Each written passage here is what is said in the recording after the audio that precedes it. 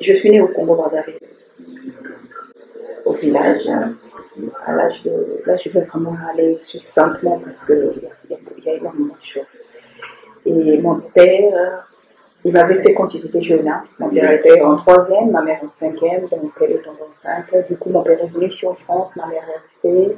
Après, bon, ma mère m'a laissé au village, il est venu aussi en ville. J'ai grandi au village jusqu'à l'âge de 12 ans. Mon père me fait quitter le village directement ici en France. Et au village, j'ai grandi dans une famille chrétienne, des protestants. Donc, je partais à l'école du dimanche depuis que j'étais petite. Je dirigeais déjà même un groupe de l'école du dimanche. Et j'ai grandi dans cette ambiance-là. Jusqu'à ce que je vienne en France, je vivais dans une maison avec mon père buvait beaucoup, énormément. Et il s'était marié avec une femme française qui avait aussi des enfants. Donc, on vivait dans une ambiance très très malsaine.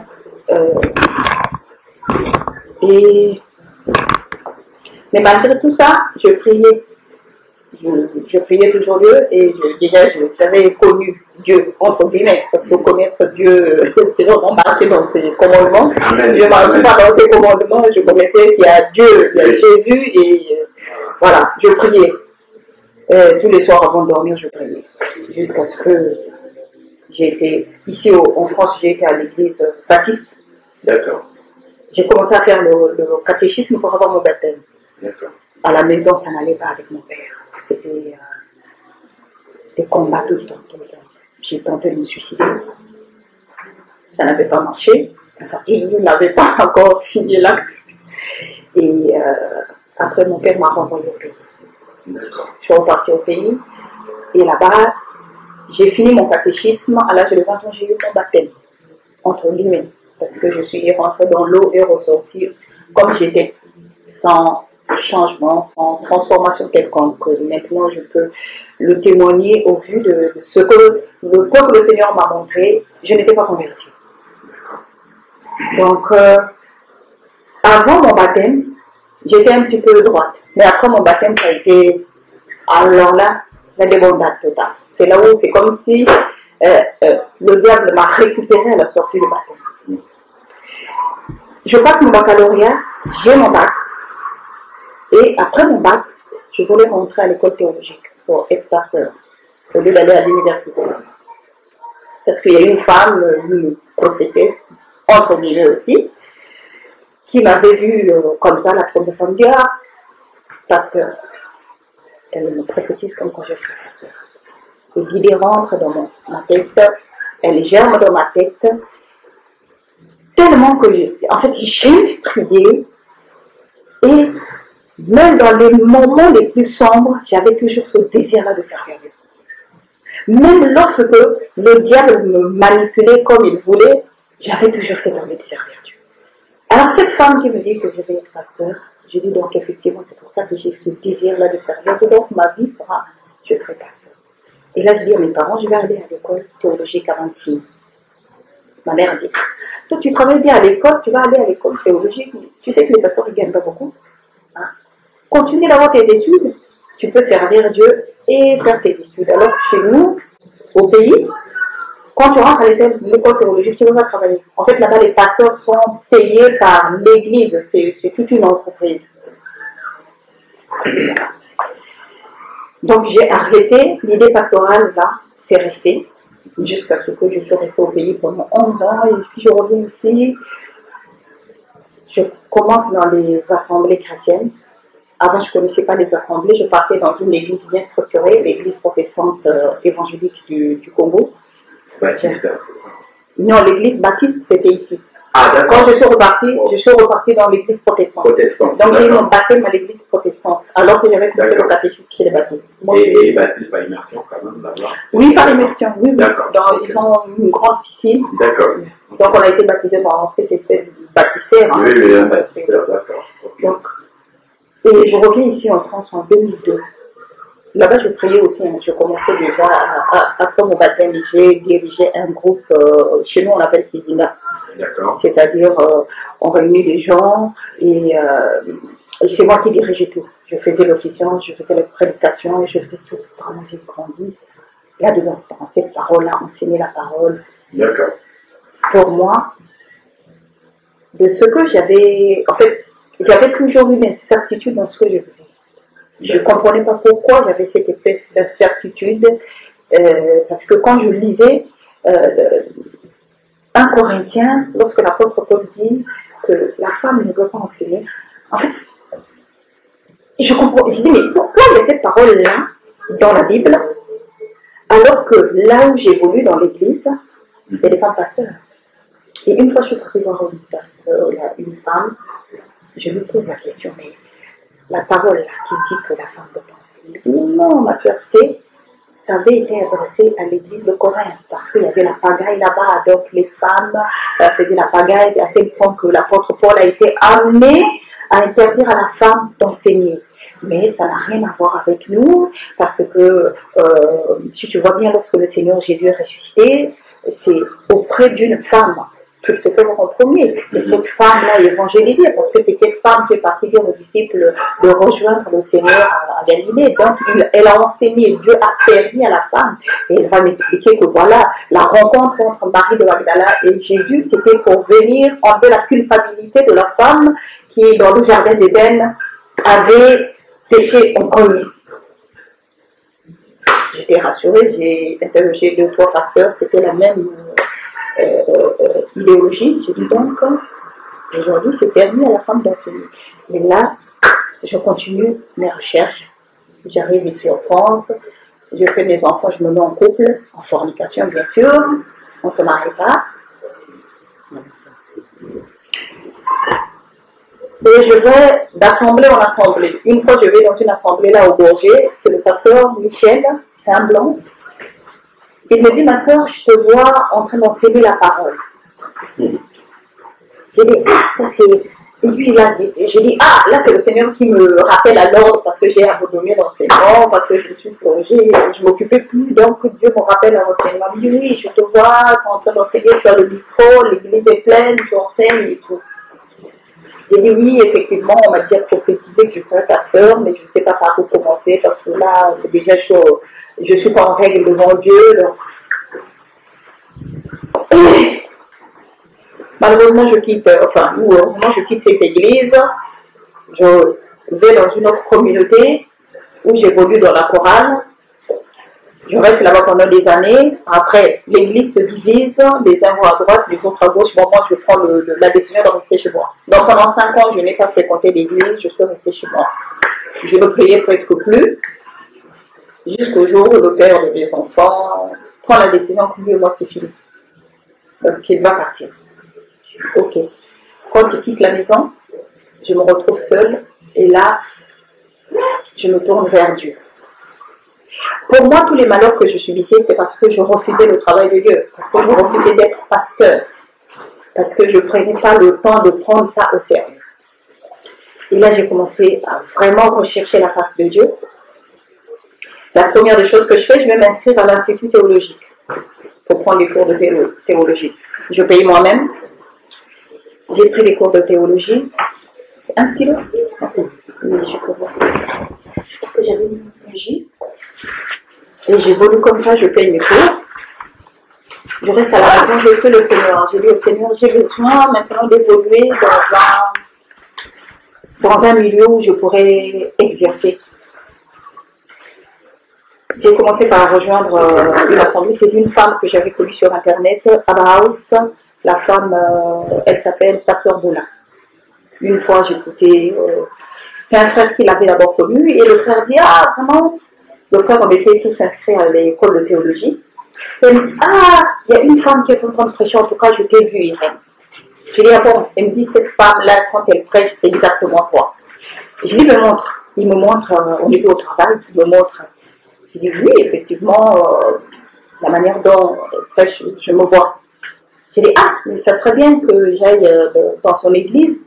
Tu connais? Il me dit, oui, je sais là où il se trouve à Paris, là, à Dauphin-Rocherolles. Je dis, non, il n'y a pas de problème, donne à d'autres, on va y aller. Je suis partie chez le pasteur, là. J'ai commencé à prier là-bas. Mais à chaque fois que je partais, en fait, mes enfants, là, les 2 quand elles sont nées, c'est maladie sur maladie, maladie sur maladie. Et quand je partais à l'hôpital avec la deuxième, pendant tout le culte, l'enfant était assis. Elle ne pouvait pas tenir. Je faisais pleurer, pleurer, pleurer, pleurer. Donc, il y a des fois, je finissais par le fil, je sortais avec l'enfant. Une fois, l'enfant pleurait, il y a une des sœurs qui a dit, oh, mais si ton enfant pleure comme ça, il faut partir. Je dis, oh, mais c'est un enfant. Tu ne peux pas raisonner comme ça que si l'enfant pleure. Je dis, mais où est l'amour? L'enfant en train de pleurer, c'est vrai, mais tu ne peux pas me chasser parce que l'enfant pleure, il faut partir. C'est comme si je t'empêche. Je dis, bon, ok, je vais partir. Ce jour-là, je suis partie. J'ai dit, bon, je ne repartirai pas parce que de toutes les façons, chaque fois que je suis là-bas, mon enfant pleure. Je ne comprends pas l'enfant pleure pendant une fuite. Jusqu'à ce que je repars. Donc, j'ai arrêté de partir à cette assemblée. Après, mon petit frère, qui vit avec moi ici, parce que mon mari vit au pays, mon petit frère me dit, bon, je t'emmène là où je prie, à la mission évangélique. Je suis partie là-bas, je restais dans mon coin. Je ne me mettais jamais, quand je vais dans une assemblée, je prends mes notes, je reste dans mon coin. Et l'évangéliste qui était là-bas une fois se met sur la tribune et m'appelle, ma soeur là-bas, toi qui es derrière, sache que tu as le travail de Dieu sur toi. Dieu t'a déjà vu. Ta place n'est pas là-bas. Ta place est dans les responsables. Donc en fait, les responsables étaient d'un côté et puis il y avait les fidèles de l'autre côté. Il me fait le vœu devant tout le monde. Je vais, oui, tu as le travail de Dieu sur toi. Tu es une grande servante de Dieu, tout, les prophéties. Dieu seul sait si ça veut de Dieu ou pas. En tout cas, je préfère ne pas porter un jugement. Et ce jour-là, il me fait lever, il me fait asseoir du côté des responsables. Une semaine après, il y avait une veille de prière, il m'envoie le programme de la veille de prière. Tu vas prêcher. J'ai dit, ah, ça fait longtemps que je n'ai pas prêché la parole. Tout d'un coup comme ça. Oui, tu vas prêcher. C'était sur Dagon chez les Philistins. Et j'ai dit, bon, moi j'ai un voyage en vue, je vais faire 3 semaines au pays, parce que la veille était 1 mois. J'ai dit, je suis partie au pays voir mon mari. J'arrive là-bas, je dis, ah, regarde comment ça se passe. Il me dit, oui, tu sais très bien que tu as le travail de Dieu, donc vas-y. J'ai préparé la connexion. Je suis revenue 3 semaines après, la veille de prière. Je me suis levée. Et à partir de là, tout a commencé. J'ai commencé à prêcher la parole. Et je suis montée très rapidement d'échelon, parce qu'il y a toute une hiérarchie dans les assemblées. Donc je suis montée d'échelon jusqu'à devenir l'une des personnages principaux de l'église.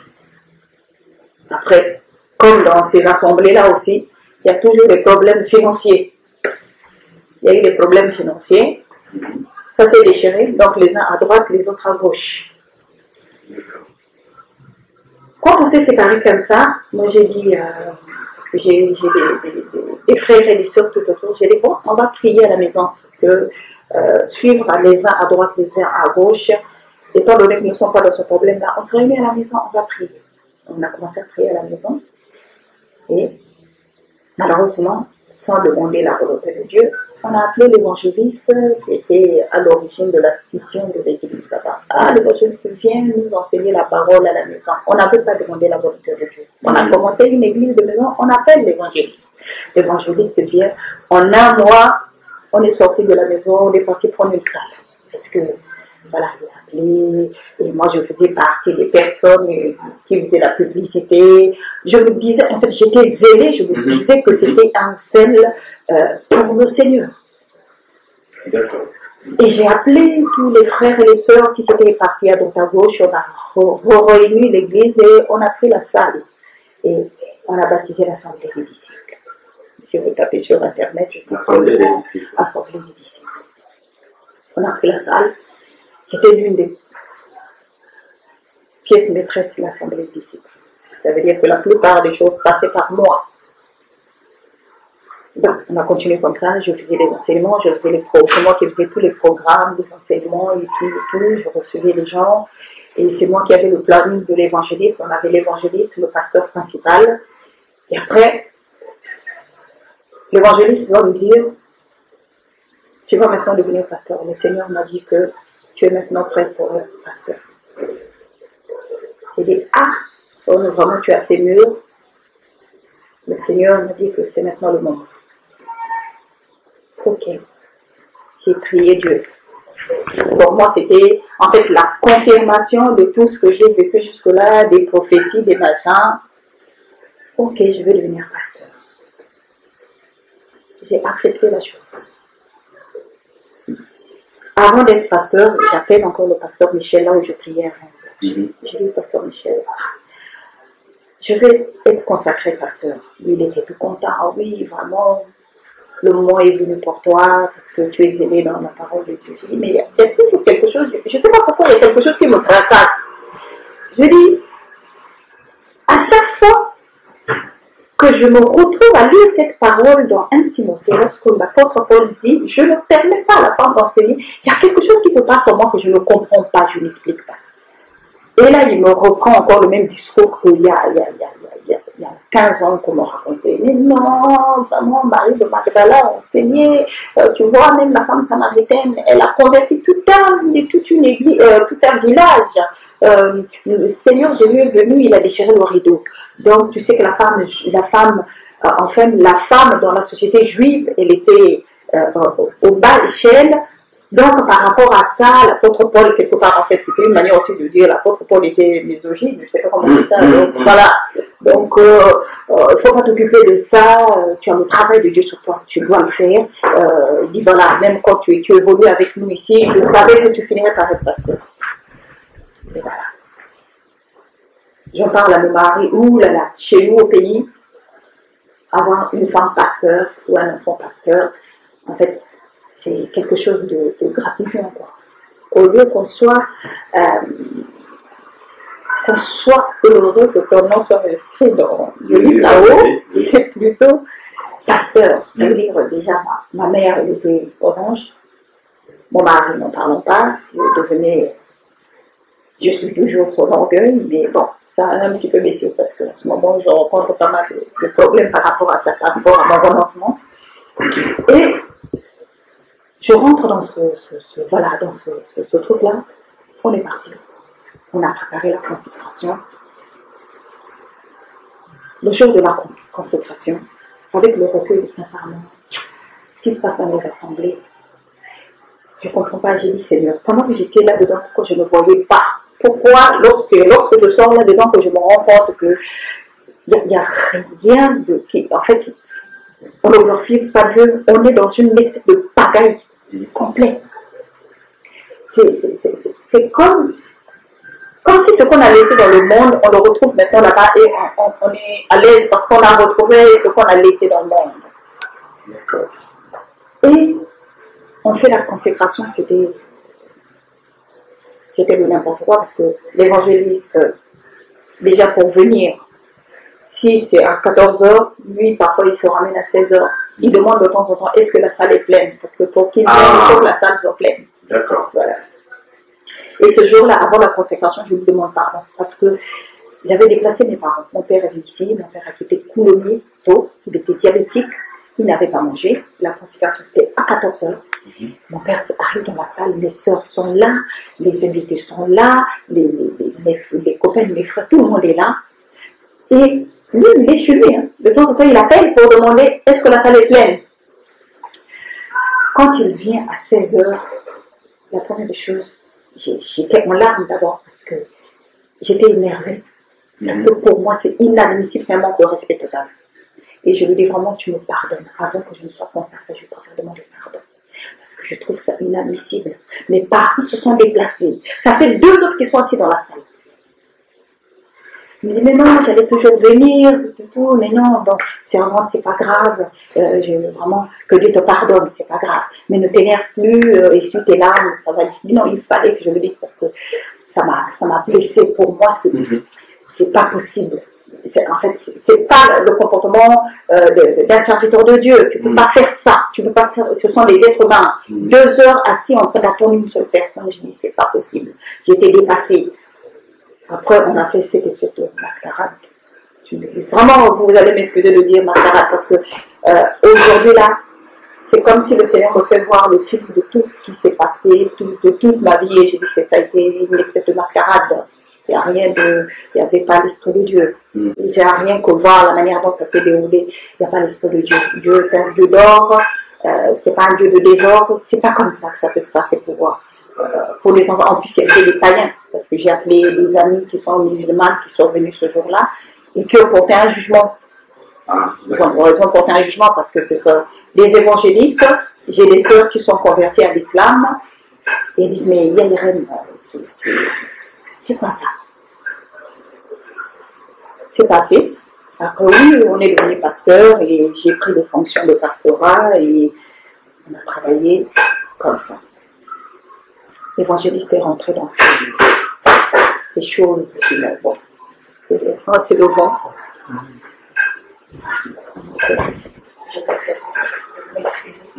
Le songe, en fait, j'ai été têtue parce que plusieurs fois le Seigneur, j'ai fait des songes dans lesquels je ne voyais pas. En fait, il n'y avait jamais de clarté dans l'assemblée. Et même l'évangéliste, plusieurs fois, je l'ai vu à moitié dénudé.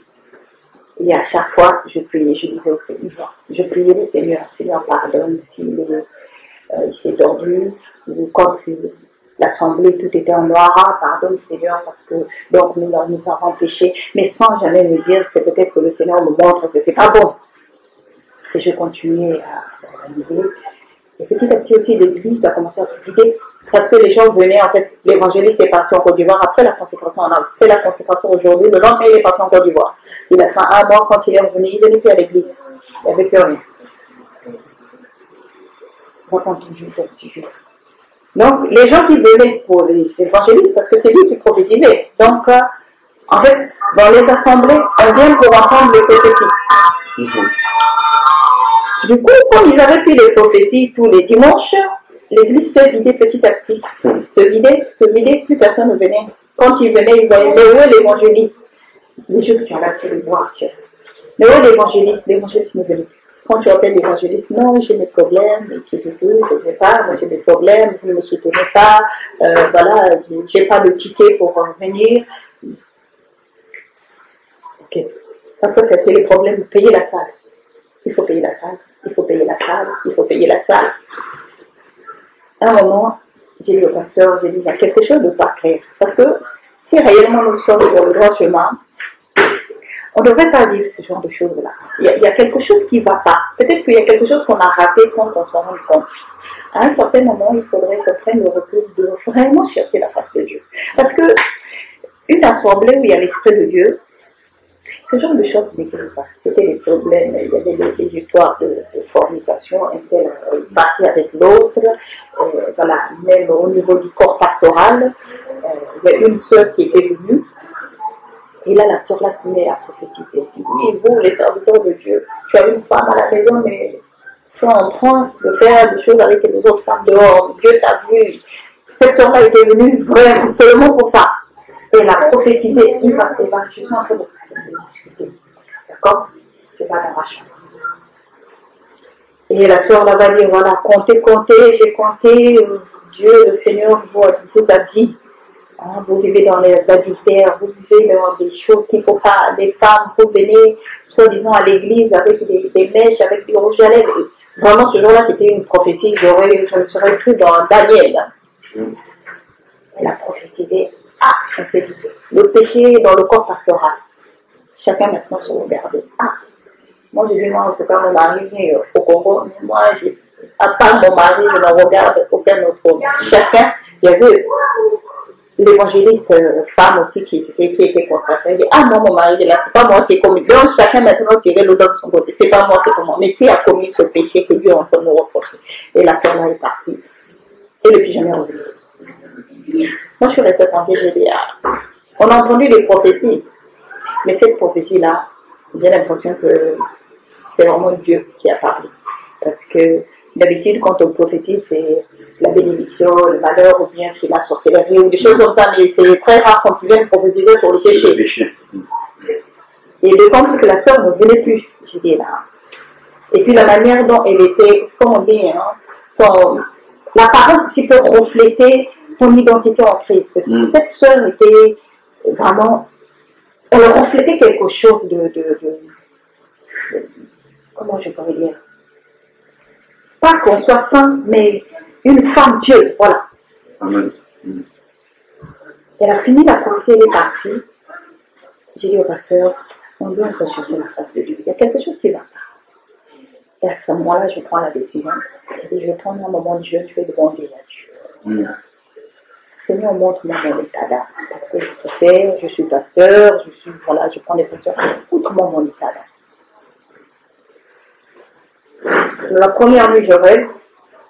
Je suis en train de marcher sur une voie. Je suis voilée. Et à un moment, je dis, ah, j'enlève d'abord le voile parce que j'ai chaud. J'enlève comme ça. Mon foulard était noir. J'ai dit, Seigneur Dieu, mais comment mon foulard est noir comme ça? Et puis, il était blanc normalement. Et dans le songe, j'ai dit, mais c'est pas possible. Il ne peut pas être aussi sale. Mais comment mon foulard est sale? Et puis, je marche comme ça depuis longtemps et personne n'a même vu que j'étais sale comme ça. Et j'ai dit, mais il faut absolument que je lave ce foulard. Et il y a une voix qui me dit, même si tu le laves, il ne reprendra jamais son état. Ah! J'ai dit, donc ça, là, je ne peux plus porter ce foulard-là. J'enlève le foulard. Et je lui dis, il faut que je trouve de l'eau pour laver même mes mains, parce que même mes mains aussi sont sales. Et je vois, il y avait un olivier, et à côté de l'olivier, un robinet. Je ne sais pas d'où il sortait. J'ai dit, il faut que je me lave les mains. J'ai ouvert le robinet, j'ai lavé les mains, j'ai enlevé le foulard, j'ai laissé. Et puis, j'ai dit, ah, il faut que j'aille puiser l'eau ailleurs. Il y avait un seau à côté, je prends le seau, j'ai dit, il faut que j'aille chercher l'eau ailleurs. Là où je suis, là, c'est pas bon. La deuxième nuit, je rêve, on est dans un bateau, moi j'étais au bord, je ne suis pas rentrée dans le bateau, mais tous les fidèles de l'assemblée étaient dans le bateau, mais le bateau était enfoncé sous l'eau. Et ils avaient déjà l'eau ici. J'ai dit, ah, mais comment il faut qu'on traverse cette rivière? Mais le bateau, les gens ont déjà l'eau ici. Et puis le bateau est enfoncé. Je dis, on ne peut pas traverser comme ça. Je dis, ah non, dans ce cas-là, moi, je ne vais pas rentrer dans ce bateau. Moi, je rentre là. Et je vois les autres en train de parler. Je dis, mais ils vont couler. Ils ne pourront jamais traverser parce que le bateau est déjà sous l'eau. Et je me rappelle. Et le troisième son, je me rappelle, c'était encore un truc similaire. J'ai dit, non, moi, c'est pas bon. Là où je suis, c'est pas possible. J'ai pris un moment de jeûne, je demande au Seigneur ce que je vois là. C'est que ce n'est pas bon. Alors je dis à Dieu, l'incertitude que j'ai dans mon cœur, de ce que je fais, viens m'en aide. Vraiment, viens m'en aide. Moi-même, je prépare. Surtout qu'aujourd'hui, tout le monde m'appelle pasteur. Déjà, on aurait commencé par enlever les vidéos sur YouTube. Sinon, je vous aurais montré les prédications de José. J'ai dit non, je ne peux plus continuer comme ça. Sinon, je ne sais pas comment ça va se passer, mais j'ai besoin d'entendre la parole, que tu m'expliques pourquoi ton serviteur a interdit à la femme, puisqu'il est dit à la femme de ne pas enseigner. Il y a quelque chose, il y a un rapport avec mon état d'âme actuel. Ce n'est pas que j'ai dit je pêche comme tout le monde, mais je te demande pardon. Mais si je continue à être sale, c'est peut-être qu'il y a quelque chose qui ne va pas, quelque chose que je fais peut-être inconsciemment, mais parle-moi. J'ai commencé à faire des recherches. D'abord, j'avais commencé avec Jésus-Christ TV, le frère Georges. Une fois, je tombe sur sa prédication. C'est abominable, les femmes qui prêchent, c'est abominable. Enfin, je le trouvais un petit peu trop fort. Et ce jour-là, j'étais énervée. Je dis, il va entendre ce pasteur-là. Moi, je vais lui écrire. Je cherche son adresse. Mais Dieu n'a jamais voulu que je retrouve son adresse. Je voulais l'appeler pour lui dire, il n'a pas dit ce genre. Comment il peut dire que c'est l'abomination? Je dis, attends. Donc, moi, quand je fais c'est l'abomination, je veux l'appeler. J'ai dit, Seigneur, permets-moi que je puisse avoir son adresse. Rien. Pendant longtemps. Et à chaque fois, en fait, je finissais jamais cette prédication parce que j'étais en sueur tellement que j'étais énervée. Et je ne comprenais pas pourquoi je m'énervais autant. Et je finissais pas, j'arrêtais. Mais il y a une voix qui me disait, va encore. Je comprends. J'ai dit, mais c'est quoi ce combat que je suis en train de mener avec moi-même? J'arrive pas à trouver l'adresse de ce pasteur qui insulte les femmes, et moi je ne peux pas accepter. Il faut que je lui dise qu'il se trompe sur tous les coups. Le Seigneur nous a permis d'enseigner. Après, il y a eu une voix qui me dit, mais même les gens que tu as exhortés dans ton travail, parce qu'il y a des jeunes filles à qui je parlais de la parole qui se sont converties, et je vois tout le monde quand je prêchais, la manière dont on veut. Seigneur. Les gens qui veulent me dire, oui, parce que quand tu prêches, on comprend. Mais comment est-ce qu'on me dit que je ne peux pas enseigner, alors que quand j'enseigne, les personnes ont les personnes se convertissent, les personnes font des témoignages. Il y a même une fois, j'ai enseigné une fille qui est venue à la fin me dire, ce que tu as fait sortir, ce n'est pas de toi parce que tu as parlé de ma vie, mais il n'y a que le Saint-Esprit qui connaît ça. En fait, c'est des choses qu'elle faisait et que moi, j'ai fait sortir sans me rendre compte. Et quand j'entendais encore cette voix-là, j'étais convaincue que j'étais dans le droit chemin, donc je pouvais enseigner. Mais la seule chose que je ne m'expliquais pas, c'est l'incertitude et en fait, ce mal, voilà, un mal-être qui était là que je n'expliquais pas, j'avais pas la paix. Et pourtant, j'étais convaincue que je pouvais enseigner, mais j'avais pas la paix. Il me manquait la paix, il y a quelque chose qui n'allait pas. J'ai arrêté avec le frère, j'ai testé là. J'ai dit, d'abord, il est trop fort, et puis il passe son temps à insulter les gens, et je l'ai laissé tomber. Après, mais malgré ça, malgré que je ne supportais pas de l'entendre, la question restait toujours sur moi. Et s'il avait raison? Ça, c'était la question. Et s'il avait raison? Et si j'avais tort? Est-ce qu'il faudrait attendre le dernier jour que le Seigneur me dise que ce que tu faisais, je ne t'avais pas donné l'autorité? Ou il faudra chercher pendant que j'ai le temps? Alors j'ai continué à faire. Une fois, je vois tout en Jésus. Je dis, c'est quoi ça encore, tout en Jésus? Et je regarde pourquoi Dieu ne permet pas à l'enfant d'enseigner. Je dis, ça c'est encore un pasteur qui va me fustiller encore. Curieusement, je tape dessus. La différence avec le frère Georges enseigne la parole, mais il va trop dans l'agressivité. Si j'avais la possibilité de le voir, je veux dire, cette agressivité-là fait que la personne se retracte même.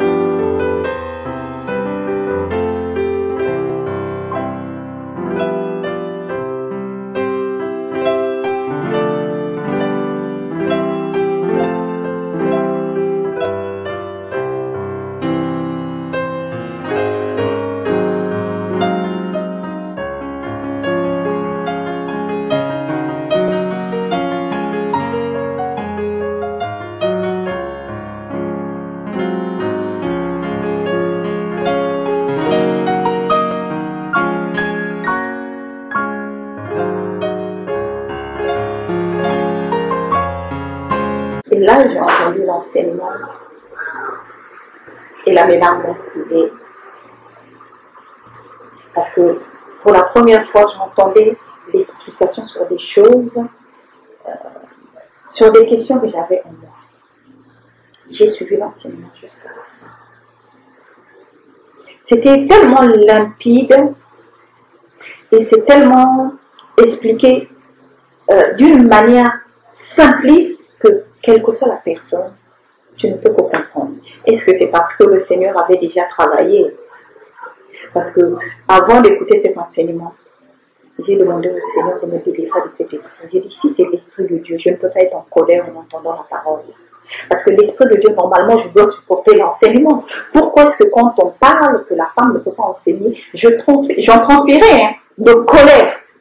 C'est comme s'il y a quelque chose qui montait en moi. J'étais énervée. Il ne fallait pas qu'on dise que la femme ne peut pas enseigner. J'ai dit, c'est peut-être de Dieu. C'est pas possible parce que la parole de Dieu, elle doit, c'est vrai que c'est une épée, mais elle doit nous apaiser. Elle doit nous emmener à la repentance. Elle doit nous emmener à une prise de conscience. Mais si tout le temps je m'énerve, c'est qu'il y a un esprit qui va. Il y a un esprit, mais ce n'est pas l'esprit de Dieu. J'ai dit au Seigneur que cet esprit soit délogé de moi. Si réellement, c'est toi qui as dit, qui a inspiré l'apôtre Paul, que je puisse entendre cette vérité et que je puisse en être convaincu. Amen. C'est à ce moment-là que j'ai écouté tout l'enseignement. Et je suis sortie de ma chambre, je me suis agenouillée, j'ai dit Seigneur, pardonne-moi. Parce que je pensais réellement faire ton travail. Je pensais réellement être à ma place, là où j'étais. mais je sais que je ne le suis pas. Je te demande pardon. Je suis une personne qui, sincèrement, je suis passionnée par la parole de Dieu. J'aime la parole de Dieu. C'est la meilleure nourriture. Quand j'écoute les prédications, j'ai du mal parfois à partager avec mes frères et mes soeurs qui sont là, parce que je suis passionnée par c'est toute une passion. J'aime ça, la parole de Dieu, lorsqu'elle est vraiment, quand on nous donne des révélations, qu'on nous explique qu'est-ce que le Seigneur a voulu dire, c'est quelque chose de tellement bon qu'il y a des fois, bon, j'ai du mal à comprendre les personnes qui sont pas accro à ça. Chacun a son truc, comme on dit. Moi, j'ai toujours été comme ça. Je suis dans les recherches. Parfois, mon mari me dit, pas trop chercher, tu vois, t'es garé. C'est vrai, il a raison. Et ça m'a égaré un moment parce que quand j'avais fini d'écouter le frère Georges, je partais au pays. On m'avait offert un livre. Le livre était intitulé Qui a dit que la femme ne peut pas enseigner. C'était écrit par 2 pasteurs norvégiens. Et le pasteur l'a parlé, expliqué que la femme peut enseigner, que voilà, et là il est parti en profondeur sur le Talmud, sur le Mitra, il a expliqué pourquoi, voilà, l'apôtre Paul est arrivé à dire ça, c'est parce qu'il devait répondre aux pharisiens qui étaient là, il avait cette espèce de pression là, donc il fallait qu'il dise ça, mais la femme a le droit d'enseigner. Et ça m'a encore beaucoup plus renforcé dans cet entêtement-là que je continue. Et ça ne m'a pas aidé. Je me rends compte que lire c'est bon, mais c'est pas tout ce qui est bon à lire, parce qu'il y a des choses qu'on lit qui nous pervertissent. Et ce livre-là, sincèrement, je ne l'ai pas fini en tout, et ça m'a perverti dans le sens où ça m'a fait reculer l'échéance de ma repentance. Mais qu'à cela ne tienne, ce n'était pas le moment. Et j'ai rencontré tout en Jésus, j'ai écouté, et j'ai demandé au Seigneur. J'ai écouté la prédication, la première prédication, j'ai demandé au Seigneur, je souhaiterais rencontrer ce pasteur. Il y avait juste écrit le pasteur Georges, c'était Alain et Georges. Donc il n'y avait pas de nom. Mais je pense que vos vidéos, vous ne mettez pas de nom. Ah voilà, il n'y a que des prénoms. Alors la recherche n'était pas facile. J'ai dit, bon, je vais m'agenouiller. J'ai demandé au Seigneur. J'ai dit, ton serviteur qui a expliqué les raisons pour lesquelles la femme ne veut pas enseigner. J'ai la question à lui poser, mais alors Marie de Magdala, parce que je n'avais pas encore écouté, j'ai dit, mais Marie de Magdala, l'action qu'elle avait faite, c'est quoi? C'est pas un enseignement? La femme samaritaine, j'ai dit, il faut que je pose ces questions à ton serviteur. S'il te plaît, si tu peux me permettre de le rencontrer. Ça, c'était ma prière. 2-3 jours après, en fait, dès que j'ai allumé YouTube, je suis tombée sur Marie de Magdala et je regarde. J'ai vu d'abord le E, j'ai dit, ah non, moi je veux pas, il faut que j'arrête parce que les pasteurs des assemblées là, chacun raconte. Au début, je ne voulais pas. C'est comme si une fois qui te dit, vas-y, écoute. J'ai appuyé et ils ont reconnu votre accent. J'ai dit, ah, donc lui il est dans différentes assemblées. Le Seigneur a répondu à ma question, mais au travers de votre bouche, en fait. Moi, j'ai dit, c'est le Seigneur qui m'a répondu. Sincèrement, j'étais calme, j'écoutais calmement. À la fin, j'ai juste dit, merci Seigneur. Maintenant, j'ai compris.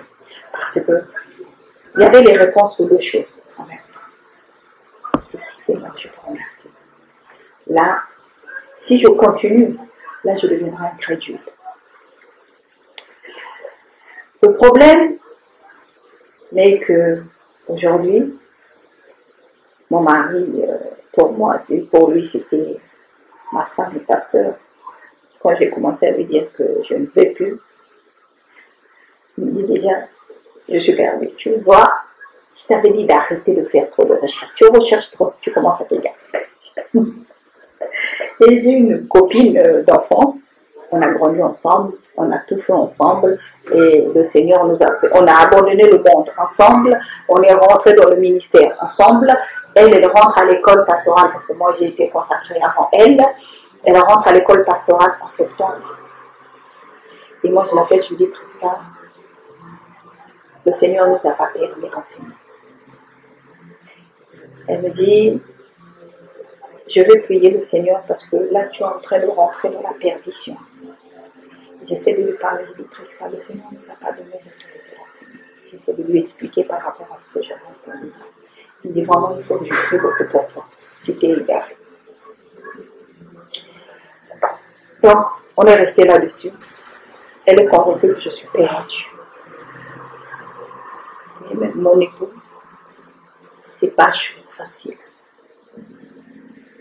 Même ceux qui sont autour de moi, avec lesquels on prie, ils ne comprennent pas. En fait, pour eux, c'est juste une phase. Le fait de renoncer. J'ai dit, je me suis repentie devant Dieu. Et aujourd'hui, depuis que j'ai entendu cette parole, je suis en paix. Il n'y a plus l'espèce de malaise, il n'y a plus d'espèce d'incertitude, il n'y a plus rien, tout a disparu. Je suis en paix. Mon travail aujourd'hui, je demande au Seigneur, c'est de toucher le cœur de tous ceux qui sont autour de moi. Je sais qu'avant toute chose, c'est à Dieu que je dois plaire. Amen. On continue de m'appeler pasteur. Monsieur, je vous montre les messages, c'est toujours pasteur Thomas. Tout le monde continue de m'appeler pasteur. Et je vais vous dire, je ne suis plus pasteur. Ma copine qui me dit, je t'aurais beau refuser un jour, ça y est en toi. Un jour, tu vas prendre le micro, tu vas te remettre à prêcher. La seule chose que j'avais dit, au nom de Jésus, ça n'arrivera plus jamais.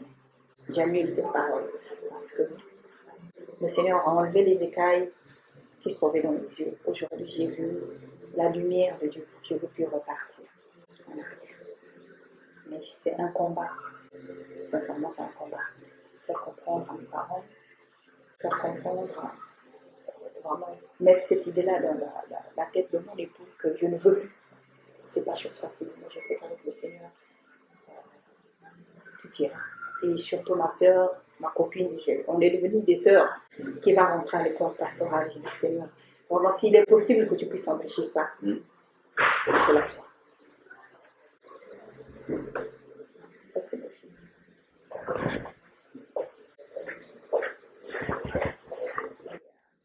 Abandonner le ministère.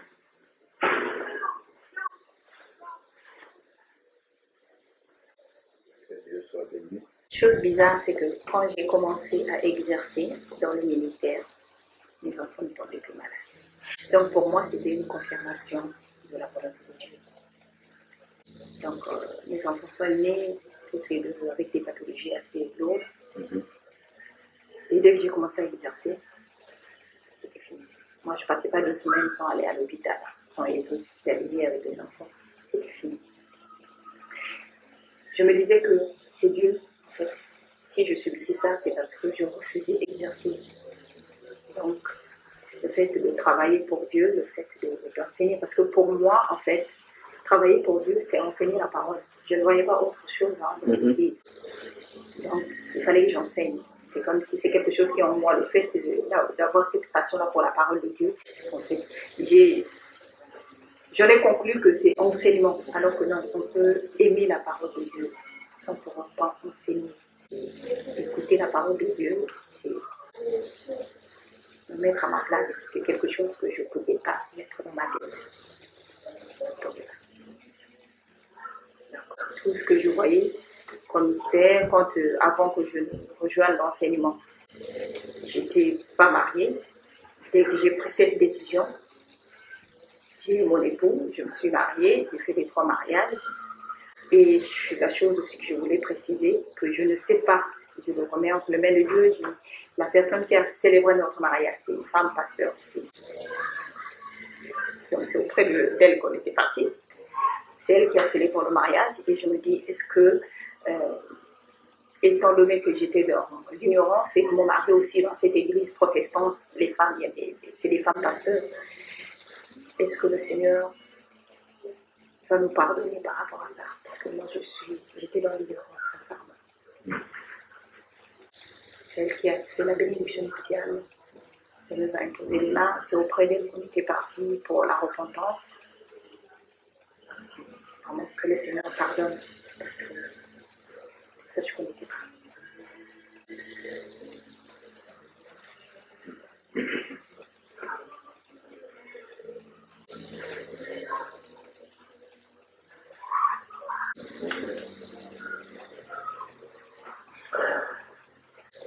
On a compris prière, il y a quelque chose qui m'est revenu. Est-ce que tu as conduit les personnes dans le eau du baptême? Comment je pourrais dire ça? En fait, c'est pas moi qui baptisais, mais j'étais à côté pour les faire sortir de l'eau. C'est-à-dire les aider à faire sortir de l'eau. D'accord. Donc, il y avait le pasteur, l'évangéliste, et moi j'aidais à les faire sortir. En fait, parce que souvent il y en a qui se mettaient dans une espèce de transe, donc pour éviter qu'ils tombent dans l'eau. D'accord. Mais c'est pas moi qui les plombe. Non. Ok. C'est vrai qu'on me l'avait proposé qu'il fallait que je le fasse. Oui.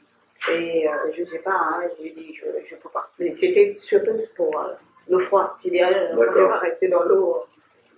Mais c'est vrai qu'avec la connaissance que j'avais à ce temps-là, oui. Peut-être que s'il avait fait beau comme ça, oui, je l'aurais fait malheureusement.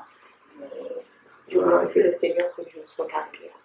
Il y a autre chose aussi que je souhaiterais dire, c'est que je demande au Seigneur de me délivrer parce que lorsqu'on est dans les assemblées, je pense que vous avez déjà assisté les cultes ou les séances, où on pense qu'on est conduit par l'Esprit de Dieu. Il y a ces trans qui vont venir et vous êtes tous là-dedans, pris là-dedans. Aujourd'hui, je dis que c'est vraiment les démons qui nous manipulent. Hier, je causais avec un frère qui prie avec eux aussi. J'ai dit, tous on devrait demander à être délivrés parce qu'on a été vraiment des instruments de démons. Parce que quand on faisait des cultes, il y a des fois, on se retrouvait la salle et on se dessous. Voilà, tout le monde tombe. Voilà, celui-là saute, il tombe, celui-là il saute. C'était vraiment la débâcle totale. Et les veillées de prière, n'en parlons pas. Donc tous, on était pris là-dedans. On se disait que c'était l'Esprit de Dieu. Et j'ai eu des trans avant même que je le rentre dans les eaux du baptême. Je tombais en transe. Je pensais que c'était l'appel de Dieu. Mais aujourd'hui, je me dis, c'est pas Dieu. Parce que l'Esprit de Dieu ne va pas te faire tomber comme ça, ou tu renverses les chaises, ou voilà. C'est complètement désordre complet. Et je dis à mes frères et mes soeurs qui sont autour de moi, je leur ai dit, on a vraiment tous besoin d'être délivrés. Parce qu'on a baigné dans ce truc-là. On a vraiment besoin, sincèrement besoin d'être délivrés. On a participé, moi surtout, parce que j'étais là debout, participer, je priais pour les gens, j'imposais les mains aux gens, je prophétisais. Maintenant, je me pose la question, est-ce que c'est Dieu qui me donnait ça? Et au vu des choses, j'ai dit, Seigneur, j'ai besoin d'être délivré.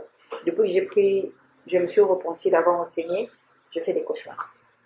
Tous les soirs, c'est des combats, des cauchemars, c'est des esprits même qui viennent m'attaquer, des hommes comme des femmes qui cherchent à m'agresser même sexuellement, voilà. Donc, c'est permanent.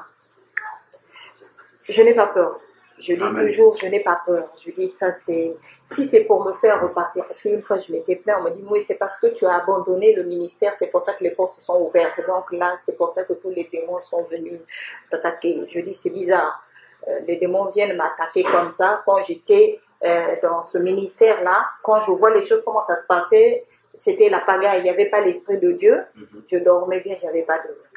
Et aussitôt que je me suis repentie, c'est tous les soirs. Les esprits de mort, les personnes qui sont décédées. Il y a des fois, on vient me donner à manger. Quand je me lève, je dis seulement au nom de Jésus. Tout ça, ça m'est complètement égal. Amen. Avant, j'avais peur, mais non.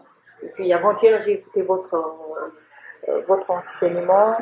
C'était sur le baptême. C'était hier dans le train, sur le baptême. Et vous aviez dit que c'est le titre, c'est le combat spirituel. Qu'on va voir des nourritures de nuit, des choses comme ça, c'est l'intimidation de Satan pour nous ramener. J'ai dit, Seigneur, je te glorifie de ce que tu viens de répondre même à ce que je suis en train de vivre. Mais je sais que le Seigneur ne me laissera pas. Et à chaque fois, je disais, je ne repartirai pas en arrière. Amen. Une fois, le matin, je pleurais. Je pleurais ici, les autres frères et sœurs sont venus, je pleurais parce que j'ai été agressée encore dans la nuit. Je suis agressée sexuellement alors que c'est des choses que je ne rêvais pas, que je ne rêvais plus depuis. Voilà. Dès que j'ai commencé à travailler dans le ministère, il n'y avait plus toutes ces choses-là. Dès que je me repens, ça vient. Alors je pleurais, j'ai dit Seigneur, Tu as dit que mon corps est le temple de l'Esprit Saint. Je me suis repentie. Ce que j'ai fait, je ne dors pas sans me confesser des péchés qu'on puisse faire tous les jours. Tu regardes. Mais ce péché-là, depuis que je suis sortie de la fornication, j'avais dit c'est fini. Avant même que je ne me marie. 3 ans avant mon mariage, j'ai dit c'est fini la fornication. C'est fini tout ça. Je veux m'abandonner à toi. Aujourd'hui, je suis agressée même. Je ne suis pas lesbienne, je vois des femmes qui viennent m'agresser. J'ai dit, je ne me laisserai pas, en fait, je ne me laisserai pas intimider, mais le Seigneur, qu'il me vienne en aide. Amen. Vraiment qu'il me vienne en aide. C'est ce que je suis en train de vivre.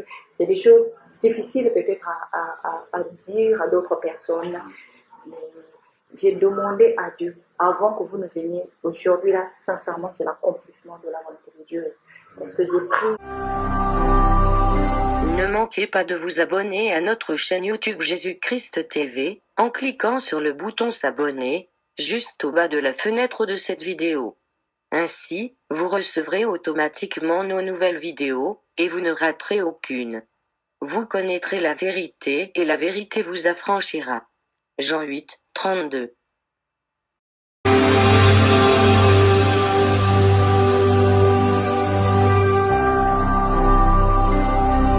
Jésus-Christ TV, vous connaîtrez la vérité et la vérité vous affranchira.